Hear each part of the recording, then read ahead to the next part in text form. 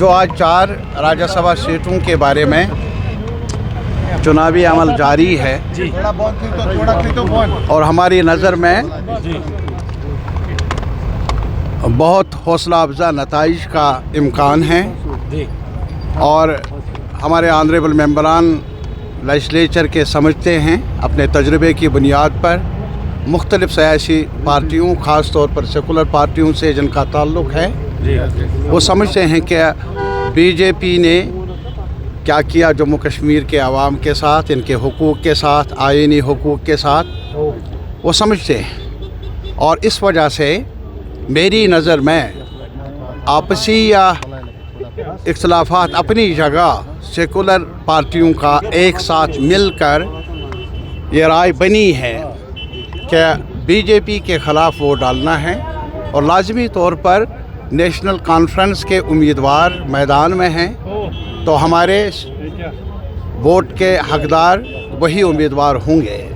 और मेरी नज़र में ये हौसला अफजा माहौल में चुनाव हो रहे हैं और हमें उम्मीद है कि नताइज भी हौसला अफजा होंगे और राहत मिलेगी। कम अज़ कम हमारे आवाम को कुछ आवाज़ पहुँचेगी राज्यसभा में यहाँ के मामलात को सुलझाने में, यहाँ के मामलात के बेहतरी के लिए और जो हमारे हुकूक़ हैं उनके दिफा में कुछ आवाज़ बुलंद होगी राज्यसभा में भी।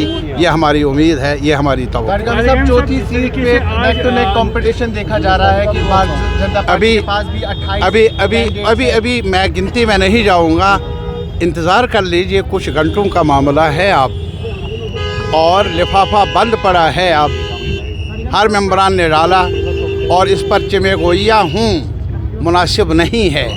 मैं सिर्फ यही कहूँगा कि जो आंकड़े मुझे नज़र आ रहे हैं उस लिहाज से मेरा इत्मीनान यही है कि नताइज सेकुलर पार्टियों के, नेशनल कॉन्फ्रेंस के उम्मीदवारों के हक़ में होंगे। साहब, जिस तरीके से आज नॉन बीजेपी पार्टी सभी एक प्लेटफॉर्म में आए, आपको नहीं लगता कि बाकी मामलों के हल करने के लिए भी एक ही प्लेटफॉर्म? बिल्कुल सही, ये मैंने बहुत पहले कहा और आज भी मैं ये दोहरा रहा हूँ।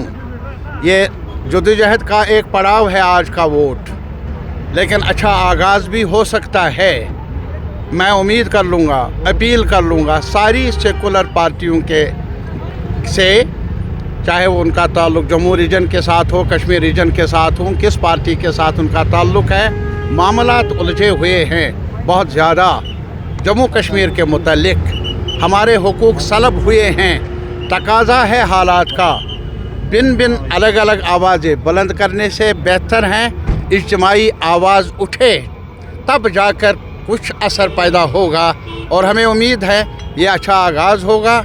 और इसमें जैसा कि आपने कहा, नेशनल कॉन्फ्रेंस बड़ी पार्टी होने के नाते हुक्मरान पार्टी है तो लाजमी तौर पर उनकी ज़िम्मेदारी है ज़्यादा ही इस ज़िम्मन में पहल करने की और हमें उम्मीद है कि वो अपने जो जिम्मेदारियां हैं आने वाले वक्त में भी निभाएंगे। जम्मू कश्मीर रियासत के दर्जे से अभी भी महरूम है। ये राज्यसभा इलेक्शंस, आपको लगता है तारिक अमीन साहब कहीं ना कहीं से फ़ायदेमंद साबित हो सकता था? कि लाजमन फ़ायदेमंद साबित होगा। इस कदर की आवाज़ उठेगी राज्यसभा में, बड़ी बात है, और हमारी आवाज़ में और ज़्यादा वज़न पैदा होगा बड़े ऐवान में जब आवाज़ मुवस्सिर होगी।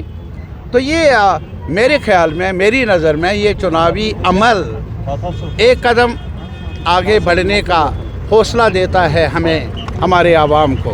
बहुत बहुत शुक्रिया।